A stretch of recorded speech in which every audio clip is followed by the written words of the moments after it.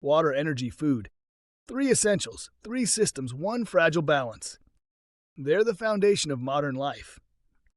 And they're more connected than we think. Producing food requires water. Moving water requires energy. Producing energy often depends on water and food systems. This is known as the water-energy-food nexus. In a circular economy, we don't look at these systems in silos. We design them as integrated loops. Let's break it down. 1. Water systems.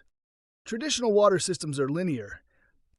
We take water, use it, pollute it, and discharge it.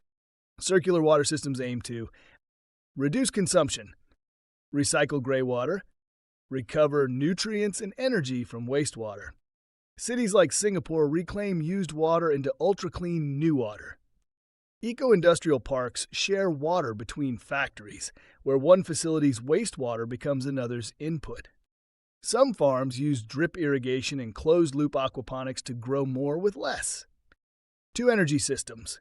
Energy is often wasted, lost as heat or from inefficient appliances and buildings.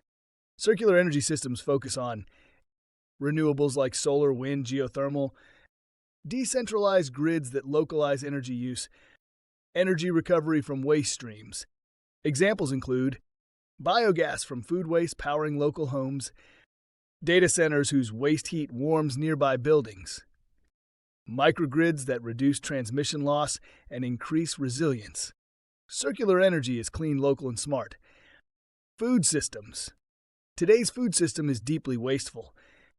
Globally, we waste 1/3 of all food produced, and most of it ends up in landfills, generating methane. Circular food systems rethink this by designing out food waste, redistributing surplus, composting or digesting leftovers into nutrients or energy. Companies like Too Good To Go and Olio help redirect edible food to people. Urban farms turn organic waste into compost to grow local produce. Even restaurant kitchens are redesigning menus to use every part of an ingredient. And when food becomes inedible, it becomes biogas, animal feed, or fertilizer, not trash. The interconnected loop. Here's where it gets powerful. A food processor sends organic waste to an anaerobic digester. That digester produces energy and liquid fertilizer. The energy powers the plant. The fertilizer feeds local farms. The farms use recycled water from the city. The food comes back to urban tables, and the cycle repeats. This is the circular nexus. And it's not just theory. Cities like Amsterdam, Copenhagen, and Tokyo are already investing in integrated circular systems.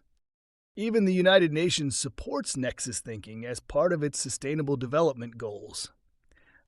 Because when we design these systems together, not apart, we unlock massive efficiency, resilience, and equity.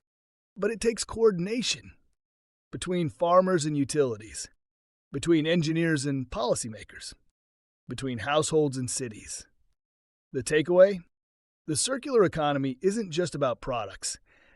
It's about systems. It's about how energy flows, how nutrients cycle, how value is shared. When we close loops in water, energy, and food, we build communities that can feed, power, and hydrate themselves sustainably. This is the water-energy-food nexus. This is the heartbeat of circular infrastructure.